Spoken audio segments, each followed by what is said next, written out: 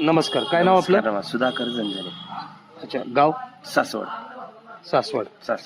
काय गाव? गाव? टाकवायची वाडी, एकच गाव आलं आमचं. अच्छा, मग आता सध्या गावात काय आहे प्रगती?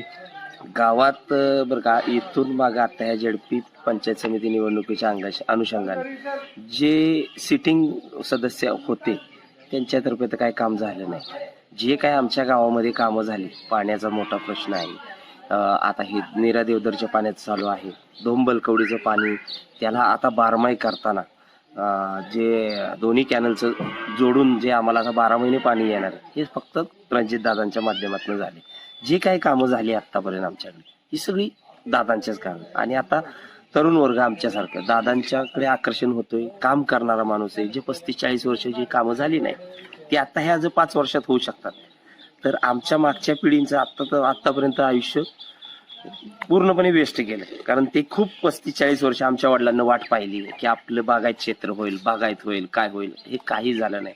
आणि ह्या मागच्या ऍक्च्युली दादांनी 2.5 वर्षात केले. 2.5 वर्ष त्यांना कोरोनामध्ये त्यांची गेली, ती शासनाचीही गेली. आता सरकार दिल्लीपासनं गल्लीपर्यंत सगळं काय भाजप आहे. त्यामुळे परिवर्तन हे आता अटळ आहे आणि आम्हाला परिवर्तनच हवं. अच्छा, पण मग गेली 25 वर्ष त्यांनी का नाही काय केलं? इच्छाशक्ती आणि बारामतीच्या दावणीला बांधून राहणे, आपलं राजकारण करत राहणे.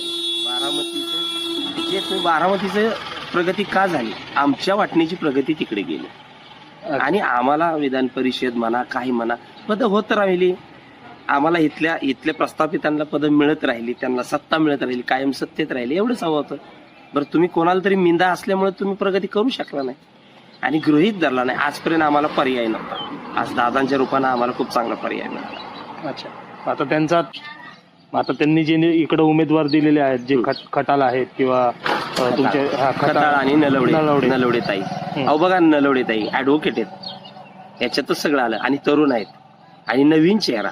आज विरोधी गटाला एकच उमेदवार तिसऱ्यांदा द्यावा लागतोय. मग त्यांच्याकडे उमेदवार नाही का त्यांची घराणेशाही आहे? दोन्ही आहेत, घराणेशाही सुद्धा आहे आणि आज रोजी त्यांच्याकडे दादांना पर्याय नाही, त्यामुळे उमेदवारच नाही. त्याच्यामुळे त्यांच्याबद्दल न बोललेलं बरं. कारण त्यांना काय केलं हे आता गेले 15 वर्षाची केलं ना, ते त्यात काही अर्थच नाही आणि काही केलंच नाही. त्यामुळे आता हे आम्हाला किरणताई आणि संतोष खताळ पाटील नवीन उच्च शिक्षित आणि तरुण आहे, त्यांच्याकडे विजन आहे आणि महत्वाचं म्हणजे त्यांच्यासोबत दादा आहे. अच्छा, म्हणजे थोडक्यात विकास घडतोय, गाव बदलतंय 100% गाव बदलतंय. कारण आता सगळा कार्यक्रम, हे सरकार जे आहे ते आमचं सरकार आहे, तरुणांचं सरकार आहे आणि तरुणच हा देशाचा बदल घडू